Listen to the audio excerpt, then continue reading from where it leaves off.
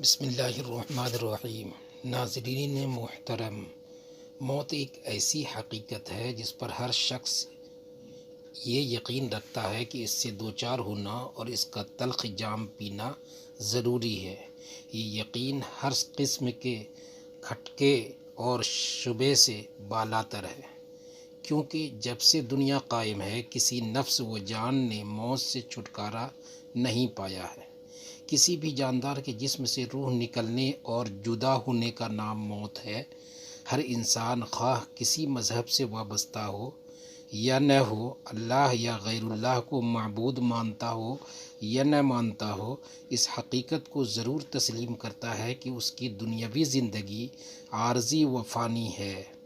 حضرت علی رضی اللہ عنہ کی خدمت میں ایک شخص حاضر ہوا اور پوچھنے لگا کہ یا علی رضی اللہ عنہ، قبر میں انسان کی پہلی رات کیسے گزرتی ہے؟ تو حضرت علی رضی اللہ عنہ نے فرمایا کہ میں نے اللہ کے رسول صلی اللہ علیہ وسلم سے سنا ہے کہ انسان کی سب سے زیادہ مشکل رات قبر کی پہلی رات ہوتی ہے، جب دوسرے انسان اس کے دوست عزیز و اقارب رشتہ دار اسے دفنا کے چھوڑ کر چلے جاتے ہیں تو وہ انسان روتا رہتا ہے اور ہر ایک دوست کے پاس آتا ہے اور اسے روکنے کی کوشش کرتا ہے کہ مجھے چھوڑ کر نہ جاؤ، لیکن افسوس اس کی آواز کوئی نہیں سنتا۔ حضرت ابو سعید خدری رضی اللہ تعالی عنہ سے روایت ہے کہ حضور اکرم صلی اللہ علیہ وسلم نے ارشاد فرمایا، لوگوں اپنی موت کو یاد کیا کرو، قبر ہر دن اپنے مردوں سے یہ اعلان کرتی ہے کہ میں غربت اور تنہائی کا گھر ہوں، کیڑے مکوڑوں کا گھر ہوں، مٹی کا ڈھیر ہوں۔ جب مومن کو دفن کیا جاتا ہے تو قبر اسے مرحبا کہہ کر خوشخبری دیتی ہے کہ میری پشت پر چلنے والوں میں سے تو بڑا محبوب تھا، آج میں تیری ہو گئی ہوں اور تو میرے پاس آ گیا ہے، آج میرا احسان دیکھ۔ یہ کہہ کر قبر کشادہ ہو جاتی ہے اور جنت کا دروازہ کھول دیا جاتا ہے، جہاں سے اس کو تازی ہوا آتی ہے۔ حضرت ابو ہریرہ رضی اللہ عنہ سے مروی ہے کہ حضور اکرم صلی اللہ علیہ وسلم ایک جنازے میں شریک تھے اور میں بھی آپ صلی اللہ علیہ وسلم کے ہمراہ تھا۔ آپ ایک قبر پر بیٹھ گئے اور فرمایا کہ یہ قبر ہر روز بآواز بلند کہتی ہے کہ اے آدم کی اولاد، تو کیوں مجھے بھول گیا؟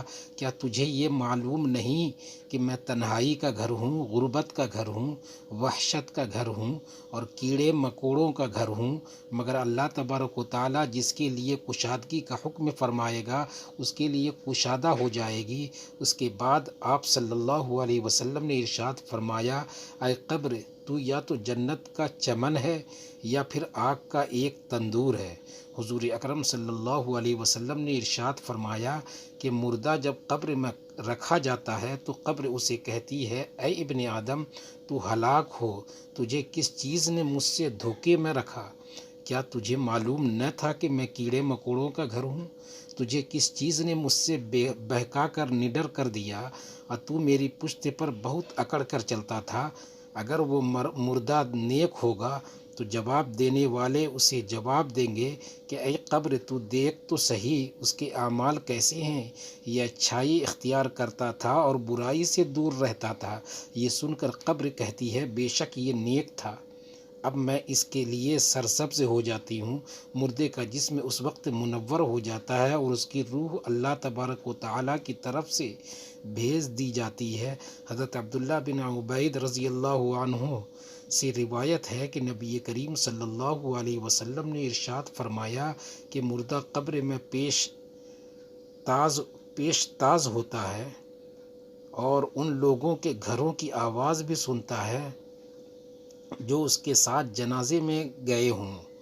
مردے سے اس کی قبر کہتی ہے کہ اے ابن آدم، تیری ہلاکت ہو، تو نے میری تنگی، بدبو اور کیڑے مکوڑوں کا خوف نہیں کیا، اس لیے تو نے ان چیزوں سے بچنے کے لیے تیاری نہیں کی۔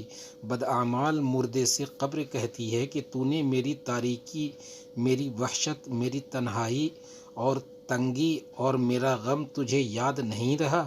اس کے بعد قبر اس کو جکڑ لیتی ہے اور فرشتے اس کو ہتھوڑوں سے ایسے مارتے ہیں کہ اس کی پسلیاں ادھر کی ادھر ہو جاتی ہے۔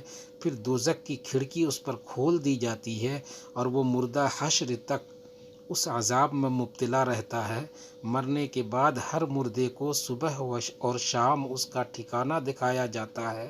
فرشتے جنتی کو جنت دکھا کر خوشخبری دیتے ہیں اور دوزخی کو دوزخ دکھا کر اس کی حسرت اڑاتے ہیں۔ حضرت قتادہ رضی اللہ تعالی عنہ فرماتے ہیں کہ عذاب قبر کے 3 حصے ہیں۔ 1/3 عذاب پیشاب سے نہ بچنے کے سبب، 1/3 غیبت کے سبب اور 1/3 چغل خوری کے سبب ہوتا ہے۔ حضرت ابن عمر رضی اللہ تعالی عنہ سے روایت ہے کہ رسول اللہ صلی اللہ علیہ وسلم نے ارشاد فرمایا، جب انسان کا انتقال ہو جاتا ہے تو اس پر صبح و شام اس کا ٹھکانہ پیش کیا جاتا ہے۔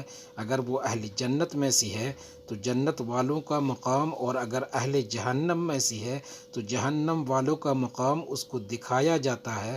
پھر کہا جاتا ہے کہ یہ تیرا ٹھکانہ ہے، یہاں تک کہ اللہ تجھ کو قیامت کے دن اٹھائے گا۔ اسی طرح حضرت عائشہ صدیقہ رضی اللہ عنہا سے روایت ہے کہ ایک یہودی عورت ان کے پاس آئی اور اس نے عذاب قبر کا ذکر کرتے ہوئے حضرت عائشہ رضی اللہ عنہا کو دعا دی کہ اللہ تعالیٰ آپ کو عذاب قبر سے بچائے۔ چنانچہ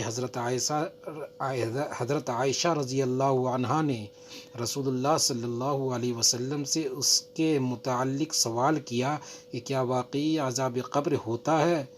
تو رسول اللہ صلی اللہ علیہ وسلم نے ارشاد فرمایا، جی ہاں، عذاب قبر برحق ہے۔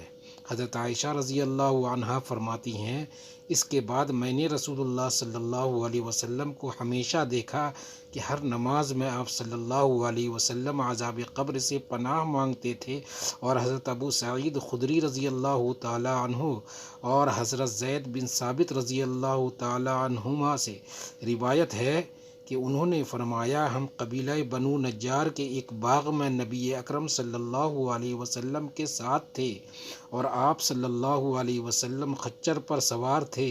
اچانک وہ خچر اس طرح بدکا کہ نبی اکرم صلی اللہ علیہ وسلم کو گرا دیتا۔ جب وہاں دیکھا تو 4، 5 یا 6 قبریں تھیں۔ ارشاد فرمایا، ان قبر والوں کو کون جانتا ہے؟ ایک شخص نے کہا، میں جانتا ہوں۔ پوچھا، یہ کب فوت ہوئے؟ تو بتایا گیا کہ یہ شرک پر مرے ہیں۔ تو ارشاد فرمایا، یہ میت اپنی قبروں میں آزمائی جاتی ہیں۔ اگر مجھے اس بات کا اندیشہ نہ ہو کہ تم مردے دفن کرنا چھوڑ دو گے تو میں اللہ تبارک و تعالیٰ سے دعا کرتا کہ وہ تمہیں عذاب قبر سنوا دے جو میں سنتا ہوں۔ حضرت زید رضی اللہ تعالی عنہ نے کہا، یا پھر نبی اکرم صلی اللہ علیہ وسلم ہماری طرف متوجہ ہوئے اور ارشاد فرمایا، تم آگ کے عذاب سے اللہ کی پناہ مانگو۔ چنانچہ صحابہ کرام رضی اللہ عنہم اجمعین نے کہا، ہم جہنم کے عذاب سے اللہ کی پناہ مانگتے ہیں۔ اللہ تعالیٰ سے دعا ہے کہ اللہ تعالیٰ ہمیں نیک اعمال کرنے اور گناہوں سے بچنے کی توفیق عطا فرمائے، آمین یا رب العالمین۔ دوستو، چینل پر اگر نہیں ہے تو چینل کو سبسکرائب کر لیں، بیل آئیکن کا بٹن دبانا نہ بھولیں اور اپنے دوستوں میں اس ویڈیو کو شیئر ضرور کریں۔